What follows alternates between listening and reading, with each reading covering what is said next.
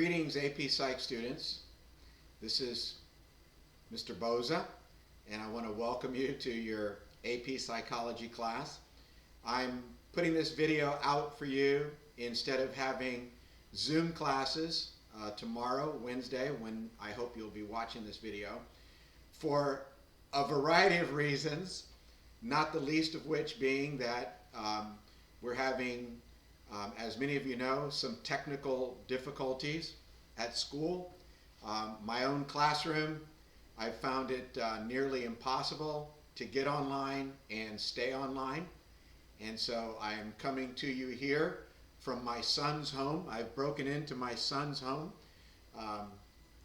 Don't want to go into all the details why, but just beware of that. You could grow up one day, have your own home away from your parents, think that you're okay, and next thing you know, they're using that app that you gave them to sneak into your home when you're not there.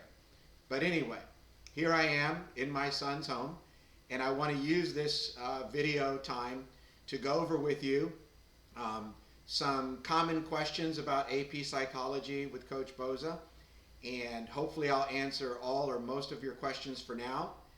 If you finish this video and you have more questions, simply reach out to me via email or Canvas messages. I think I've now returned, or I've at least checked every message that was sent to me. If you sent a question in your message, I'm pretty confident that I replied with some kind of an answer. I hope you got the answer that you wanted. So the first question I want to deal with is an interesting one. Believe it or not, students will often ask me, hey Boza, is AP Psych hard? Is your class hard? And that's a very difficult question to answer because it depends on what you mean by hard. The good news is that it's not hard in the sense that there's going to be a lot of homework. In fact, most of the work that you do will be completed in my class, and most of the homework you do will consist of completing the work that was given to you in class and mostly studying for vocabulary quizzes. I have posted now on my front page of Canvas, I've posted a link to a Quizlet with a list of 30 words. Many of you have used Quizlet before to study. But if you haven't, I encourage you to explore it. You can use it to study the vocabulary list on your phone, on a laptop, on an iPad, on any device. You can set it up like flashcards. I recommend that you set up the flashcards in such a way that you see the definitions and you have to answer the word, because that's the way that I'm going to quiz you beginning next Tuesday, a week from today, or a week from next Tuesday. I'm supposing you're watching this video on Wednesday the 26th, but next Tuesday, I believe it's September 1st, I'm going to give you definitions, probably 15 definitions, and you are going to have to come up with the term, the word that goes with that definition. There is no word bank, there is no multiple choice, and so that's where the class becomes difficult. That list of 30 new words every week never stops, right? Sometimes we have a test, and on the weeks where we have a test, generally there's not a brand new list of 30 words, but then you've got a test to study for, right? So every week you've got 30 new words to learn, or you've got a major unit test to prepare for. And so that's difficult. The content is difficult. It is, in fact, a college level class. If you make an A in my class, I will put that content that you mastered against any other college's Introduction to Psychology course at any college that you might go to across the United States. Psychology is my main area of interest and personal study, and I definitely will push you to know the content at a level that is commensurate or equal to that which any college student would be required to know. So, is it hard? If you don't like a whole lot of written work and homework, that's the good news. If you're not good at studying for quizzes and tests, and you don't like the idea of having to do that every week in large volumes, 30 words a week, then that's the bad news. So that's the question, is it hard? The other question that I've been getting a lot on Canvas is, what else do I need to bring? I thought I made that clear on my class policy sheet, but I know you just want to make sure you have everything. And it's very minimal, right? All you need to bring to class is a 3-ring binder that's, doesn't need to be any bigger than an inch or an inch and a half. And the reason I say a 3-ring binder is because I'm going to give you several handouts.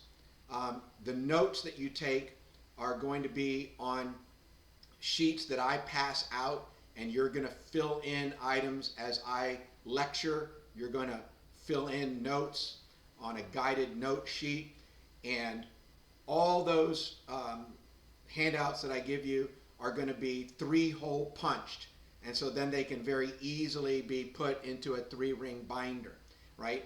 If you have a spiral notebook, then it's very difficult to keep those things in place.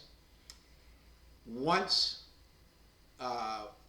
every 3 weeks or so, every unit that we cover, at some point there's going to be an open notes quiz. So therefore, if you've done all your classwork, if you've completed all the notes, if you've made up all the work that we did when you were absent, then you can open that work and answer a few questions that should be easy to find. If you don't have a 3-ring binder, if you've been stuffing and cramming all your handouts into your backpack or into a spiral notebook and they're all over the place and you can't find them, then you're not going to perhaps do very well on those open notes quizzes unless you have just a great mind and you can remember what was on those assignments. So you're going to need a 3-ring binder to be most successful. You're going to need paper, put some extra paper in it. You're going to need pen and pencil. The textbook is going to be posted online on Canvas in PDF form, 1 unit at a time. I do have some hardcover books that are available for you to check out. If you really prefer to take a book home so that you can have real paper book at home, you learn better that way, then you have to sign it out. Remember that you'll be responsible for it, right? I think it costs some ungodly amount, like, I don't know, well over $100, I'm sure. And if you lose it or don't turn it in at the end of the year, then you'll be on the hook for that. But if you don't mind that, then you really want a book, I'm happy to get you a textbook. But you don't really need the textbook. I'm going to post textbook pages unit by unit online for you to read, and that way you can answer questions for homework. Also, when you're in class, there'll be a textbook under your desk, and so when you're in class, you'll have an option of, if you need the book in class, you can open it on a device on your desktop, or you can reach under your desk and open it the old-fashioned way. You might want to wipe it down these days, got to be real careful these days. Might want to wipe it down before you use it. The next question that I get often is, what are we going to do in your class? Well, I promise you this. After 3 weeks of being in my class, you will know exactly what we're going to do because I am very much a creature of habit and routine. We're going to do the same basic steps every unit. Every 3 weeks, we're going to probably start a new unit, and the same basic steps will go over and over again. In the beginning, I'll ask you to do some close reading. I'll give you a reading study guide that'll have some questions that I want you to look for while you read, and you'll do it. I'll give you time in class to do it. You might not have enough time in class to finish the whole thing, but if you don't, you can finish it and bring it back the next day for homework. So that's the first thing, is the reading study guide. I want you to read the material. Next come the lectures. I love to lecture on psychology. I love to get questions that you have from the reading or from the lecture. I love for you to ask me about, more than just what is in your notes or what is in the textbook. I want you to ask me questions that relate to your own experiences. We're going to study some, what I think are the most interesting topics that human beings can endeavor to think about, right? Human behavior and thinking. And so hopefully that will spark your curiosity. So during the lectures, I will give notes, I will answer questions, there'll be PowerPoints, you will be filling in guided notes. If you're absent or you have to stay home for a few days because of COVID or whatever, then you can go and get those PowerPoint notes online and fill in the guided notes that way. Every week there's a vocabulary quiz on about 30 terms. You will see a definition on the screen in front of you, one at a time. You'll get 15 definitions, one at a time. I'll leave it up there for a few seconds, and during that time that it's up there, you need to come up with the term and write the term down. So the more you study that vocab list, the easier it's going to be to remember that word and write it down. If you only look over that list once or twice and you don't really master it, then you're going to have that experience where you look at the definition, it's going to look familiar, you're going to know what it means, but you're not going to be able to think of it in time before I go on to the next one, right? These quizzes are timed, so you need to really be ready for those quizzes. I've already talked to you about the open notes quizzes. Periodically, I'll give you maybe 5 questions to answer that can be easily found if you have completed your work and saved it and you have it in class available, right? I'm not going to spring this on you out of the blue. I'll give you a couple days advance notice. Hey, make sure you got your notebooks. Make sure you have all your notes ready on this day, because we're going to have a short open notes quiz. You're going to do FRQs. Those are free response questions. These are very interesting. They're really, some of them are a lot of fun.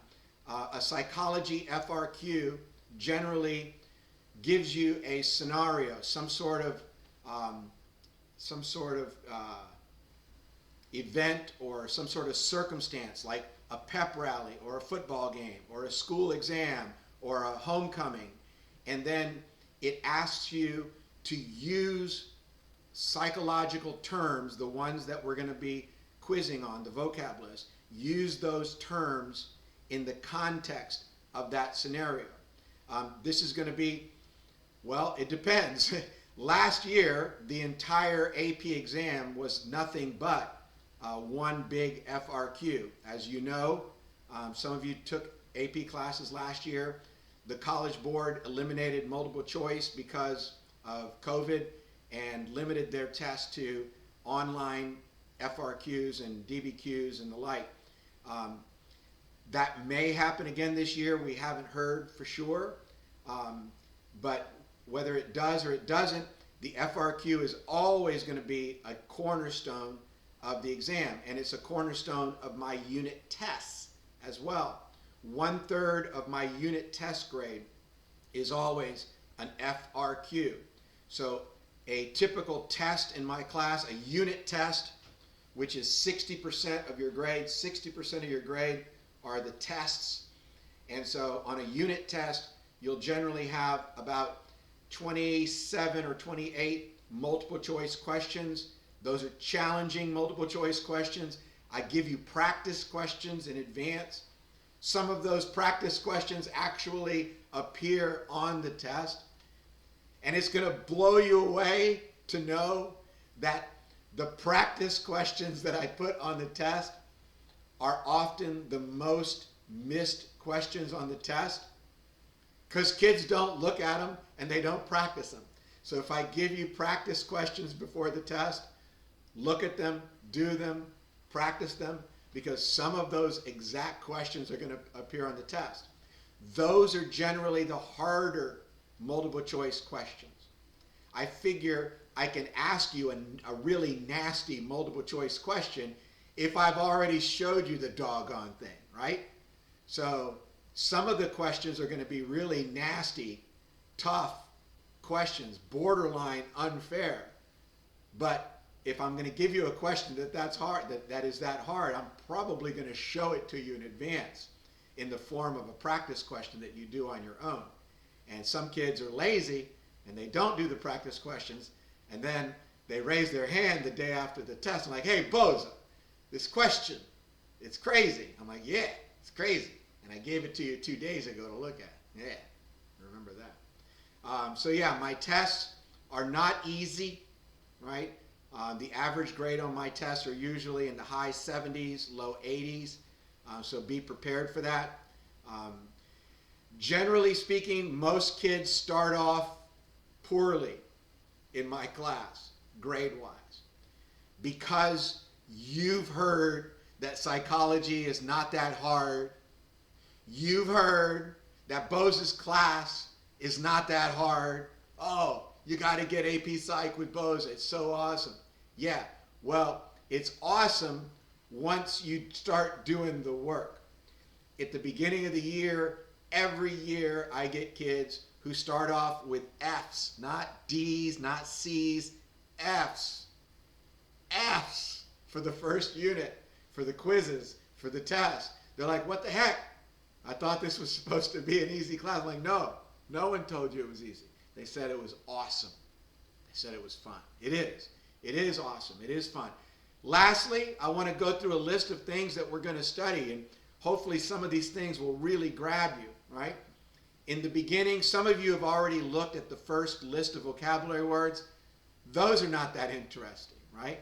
We have to start with the history and the scientific method of psychology, right? The history of psychology is not very interesting, not very long, not that important. We'll get it over with very quickly. The scientific methods of psychology are extremely important, right? Last year, the AP exam was one big FRQ, and almost the entire FRQ was dedicated to the scientific method in psychology. I guarantee you, your year and every year coming in the next, several years, a big part of the AP exam is going to be scientific method. So we've got to really master how research is done, how experiments are conducted, and that's fairly interesting. Then we go into the body, right? Not just the brain, but the entire nervous system. The brain, the spinal cord, all the nerves that run through your body. You're going to have to learn the structures and functions of different parts of the brain, the structures and functions of the parts of the nervous system, the endocrine system, which is all of your glands and your hormones, neurotransmitters, which are the chemicals that your nervous system uses to communicate. This is challenging, right? It is challenging. It's not as hard. If some of you have taken AP physiology, anatomy and physiology, it's not that hard, but it is a lot to learn, right? The entire nervous system, the endocrine system, it's a lot to learn. We study thinking, learning, memory, right? How does the brain process thoughts? How does it store memories? How does it store information for learning? What are the different ways of learning? We study sensation and perception. This is very fascinating. What you see and what I see when we look at the exact same thing are not the same. everything that we see and everything that we hear and feel and sense is not just taken in with our senses, but processed in our brain, and it's influenced by our biases, by our fears, by our hopes, by so many things, experiences that we've had in the past. So much so that there's no way that two people can look at the same thing and be sure that they're actually seeing it, hearing it, smelling it, tasting it the same way. This is fascinating. We'll study developmental psychology and learn how human beings evolve in the way that they think and act from literally in the womb until old age and death. We'll study motivation and emotion. This is very fascinating for me. I'm a coach. I coach cross country and track and field. I've spent my life trying to get athletes to reach their peak performances. And what I've learned over the years is the intense connection between the mind and the body. Very, very difficult for those two things to act independently. It's maybe even impossible. Everything that is mental is simultaneously physical, and everything that is physical is simultaneously mental. So motivation, emotions, what makes us feel, why do we sometimes get so sad that we can't do anything about it, even if everything seems to be going well for us? Why do some people cope with difficulties and traumas better than others? This is fascinating. Personality. We're going to study theories of personality. How do we get to be the person that we are? How do we get to be either introverted or extroverted, conscientious or messy and thoughtless, outgoing or cautious? How do these things happen to us? And what you're going to learn, the answer to these questions is never, never, never simple, right? It's never all just genetics and nature. That's huge. And it's never all just environment and learning and experience. That's huge. Those two things are constantly interacting, right? Nature and nurture, genetics and environment, constantly interacting. And then finally, assuming we get to the end of the course, because last year we never got to the end of the course. Last year's students never got to study the final unit, which is called social psychology. And social psychology is the study of the way that our thinking and behavior is influenced by other people, other individuals, groups that we belong to. Social psychology includes some of the most fascinating and infamous, right, notorious experiments or quasi-experiments of all time. Some of you have heard about some of these experiments. They've been turned into movies. The Stanley Milgram experiment, where people were supposedly given shocks, or people were giving other people shocks, or they thought that they were. The Philip Zimbardo Stanford prison experiment, where college students were locked in the basement of the psychology building at Stanford University and stripped naked, and then deloused and they had to put prison garb on, and they were going to have a 2-week experiment on what it would be like to live as prisoners or guards.